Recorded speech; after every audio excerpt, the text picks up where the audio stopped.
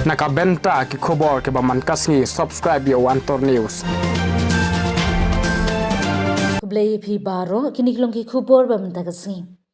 Ya kaktin khasi ka bdai banyo jing ithu bat ban rong no ha ka kenit ka bapra ha ka riti sinshan jong karvi India kadang shem jing e banyo wat lada ki hinru phongut ki MLA ki ladap shim rai ne resolution haying darbar thawanya usnam arhajar khat khandai wala ka khasi author society kalatrei shitam banyo khun enrei ka shangpat ha ka sarkar jilla banyo budin Nagaliang kinong yalam BJP hajala Meghalaya kia thu bakaseng kadang budin ya kaneka kam kawai pat kia thu ru bagi dentang arngut ki MLA nya thu uba Ernest Mauri president hakilar pas hai khubor uba Ernest ula pentip ru ba ula dep ya kren ya kam ba yadai bar kaktin khasi bar garu bar ke sarkar pdeng kadang syong bishar ya kani Nagaliang umentri sarkar ba Shanbor Shullai uya thu lada kwa banyo ki mat jingdawa inline permit ILP berkaktin khasi ki pat ke jela ki deban jit no ya ke BJP banyo thau sarkar ha usnam arhajar arpulai uba Shanbor Shullai ula banjur lada ke BJP kanyo thau sarkar marwai klempem ke jela Meghalaya kanyo ya ke inline permit ILP berka 8 schedule shu uba Shanbor Shullai ula ong ailat ya ke BJP Pynjop ha baroh lifeway teli kisin kat ke bakwa ke BJP kan pen urlong BJP full-fledged BJP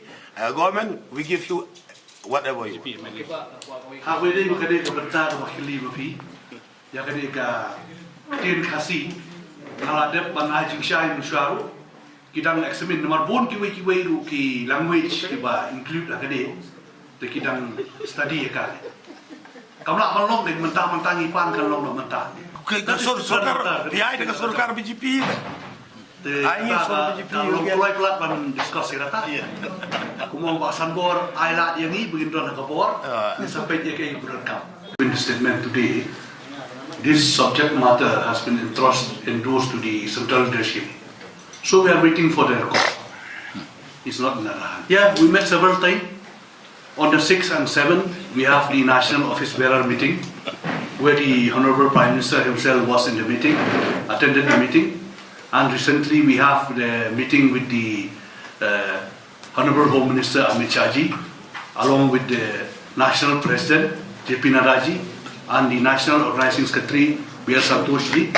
We are making the strategy how to fight election, how to strengthen the party, and how to identify the seat, more seat, when there will be seat. We have discussed all those things. I can't give any comment. That decision will take by the central. Will you face the election? They will take the call. Yes.